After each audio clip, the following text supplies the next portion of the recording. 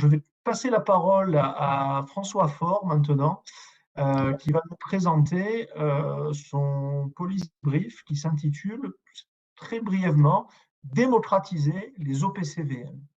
C'est à vous, François. Oui, bonsoir à tous, puisqu'il est 18h50. Le contexte, quel est-il?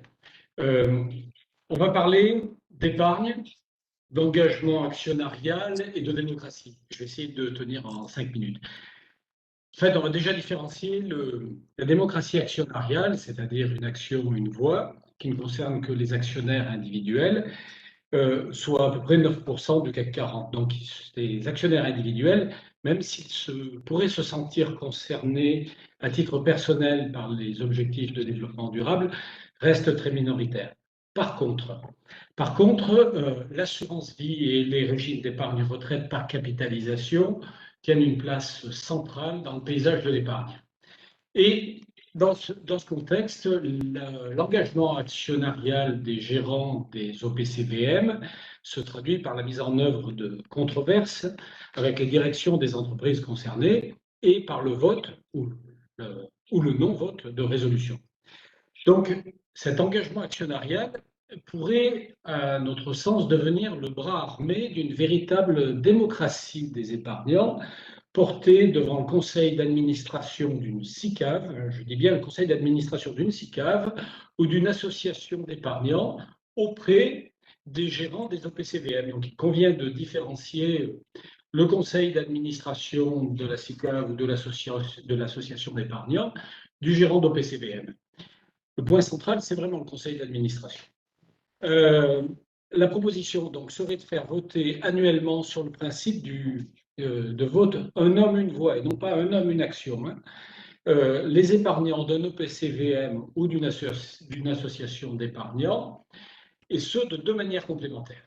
La première manière, ce serait de leur demander de hiérarchiser leurs préférences en répondant à la question suivante. Sur un total de 100, quelle part attribuez-vous à l'environnement? Quelle part attribuez-vous à la bonne gestion sociale? Et quelle part attribuez-vous à la croissance raisonnée? Et la deuxième possibilité de vote, ce serait de demander aux épargnants dans les OPCVM ou dans les associations d'épargnants de sélectionner les propositions de résolution que les gérants d'OPCVM pourraient soutenir en assemblée générale des sociétés dans lesquelles ils sont investis.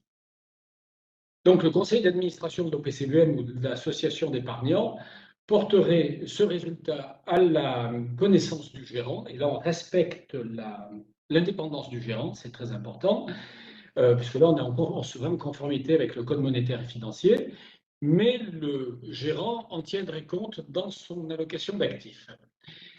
Et deuxièmement, ce même conseil, à l'issue des investissements réalisés par le gérant, pourrait rendre compte de l'allocation d'actifs aux épargnants. Donc on aurait vraiment un mécanisme de démocratie représentative dont le pivot serait le conseil d'administration des OPCVM ou des associations d'épargnants. Alors, cette proposition aurait la vertu, au-delà de son intérêt démocratique évident, d'agrandir jusqu'aux épargnants la chaîne de l'engagement actionnarial qui relie l'action des ONG, le vote des gérants et puis la pratique continue du dialogue actionnarial. Donc, l'engagement actionnarial des gérants trouverait là une légitimité évidente dans le public, au-delà de la détention du capital, et de surcroît, sur un plan marketing, les gérants bénéficieraient du retour utile du marché, de l'épargne et des épargnants, et les épargnants verraient enfin, et c'est très important, la finalité économique de leur investissement dans l'épargne collective, et ce serait comme une réconciliation entre la finance, l'économie et les objectifs personnels des épargnants. Mais cette proposition d'intégration de la démocratie dans les OPCVM réclame néanmoins un aménagement de l'article L214 alinéa 9 du Code monétaire et financier, pour lequel nous avions déposé un amendement à l'automne qui a été retoqué puisque c'était cavalier législatif. Mais nous n'abandonnerons pas. Je crois qu'il y a, il y a trois aspects qui sous-tendent cette proposition. Le premier, c'est la place de l'engagement actionnarial dans le label ISR. Donc, un des critères du label ISR repose précisément sur l'engagement actionnarial du gérant de l'OPCVM. Donc, il se traduit par la mise en œuvre de controverses avec les directions des entreprises concernées et par le vote des résolutions. Et ça, c'est quelque chose d'essentiel parce que c'est ce qui différencie les OPCVM ISR de tous les OPCVM ESG, des OPCVM indiciels, on voit même apparaître des ETF ESG, et là, ce côté-là est carrément dans le camp du greenwashing. Néanmoins, il y a un point noir dans cette affaire, c'est que l'épargne des particuliers en ISR ne représente que 17% de la totalité des encours de l'ISR. Donc, en clair, aujourd'hui, l'ISR, c'est majoritairement, essentiellement, la question des investisseurs institutionnels. On n'est pas arrivé jusqu'à l'épargne. Deuxième point, c'est en fait la faille des conseillers dans la distribution de l'épargne. Il y a une étude de Natixis IM cette année qui fait apparaître un fort appétit des épargnants pour l'ISR, mais que cet appétit ne semble pas entendu. En fait, les conseillers financiers ne relaient pas les offres jusqu'aux épargnants ou n'écoutent pas les épargnants pour leur proposer les bonnes offres. Ils constituent le maillon faible de cette chaîne. Pour une raison toute simple, c'est que globalement, les politiques de distribution des banques et des compagnies d'assurance n'incitent pas les conseillers financiers à vendre spécifiquement des produits ISR. Il y a aussi là, des effets de la réglementation qui interdit de valoriser financièrement pour les vendeurs mieux certains produits que d'autres. Bon. Troisième point, qui, à mon avis, a une certaine importance sociologique, c'est que nous pourrions comprendre les OPCVM comme un corps social intermédiaire. Aujourd'hui, les OPCVM sont globalement invisibles pour les épargnants. C'est un monde abscon auquel personne ne comprend rien, qui ne suscite que très peu de questions quant à leur fonctionnement. On est face en fait à des malades qui avalent des médicaments sans rien comprendre au fonctionnement des médicaments. Les corps intermédiaires qui existaient sous l'Ancien Régime, aujourd'hui prennent la forme de syndicats, d'ONG, d'organisations religieuses.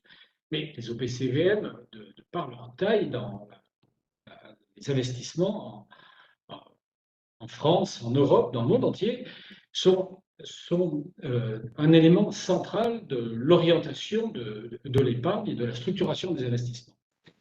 Et aujourd'hui, les épargnants, l'intérêt des épargnants dans les OPCVM n'est pris en compte que sous l'angle de l'intérêt financier. Et de surcroît, on ne demande jamais aux épargnants leur avis. On leur demande, les épargnants choisissent les OPCVM, mais ils sont laissés totalement à l'écart de la gouvernance des OPCVM. Donc celle-ci est absolument confisquée par les sociétés de gestion. Alors, à ce moment-là, il y a un parallèle qui surgit à l'esprit, c'est celui qui était avec la loi Pacte, l'article 61 de la loi Pacte, qui a proposé une modification du Code civil pour élargir l'intérêt social des entreprises en prenant en compte les enjeux sociaux et environnementaux. Et on peut vraiment se demander pourquoi le Code monétaire et financier reste obstinément fixé sur les intérêts financiers des épargnants. Parce que les intérêts des épargnants sont évidemment financiers, mais ils sont aussi environnementaux et sociaux. Et ça ne peut pas être pris en compte dans le Code monétaire et financier, et on ne peut pas inclure à ce jour une démarche démocratique qui permette aux épargnants de faire entendre leur voix auprès du gérant.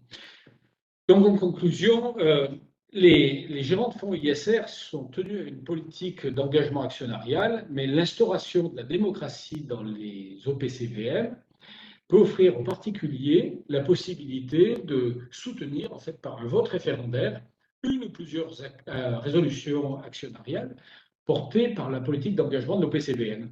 Et donc, comme je l'ai dit précédemment, d'agrandir la chaîne de l'engagement actionnarial. Alors, cette voie reste à explorer par les sociétés de gestion. Je sais que certaines pourraient y être sensibles, et puis par des grandes associations d'épargnants, et j'en connais d'autres aussi qui pourraient y être sensibles. Et là, on ouvrirait une légitimation évidente aux résolutions actionnariales, et certaines grandes entreprises réfléchiraient à 2 fois avant de ne rien changer à leur politique environnementale ou à continuer dans des travers de politique sociale néfastes pour les salariés.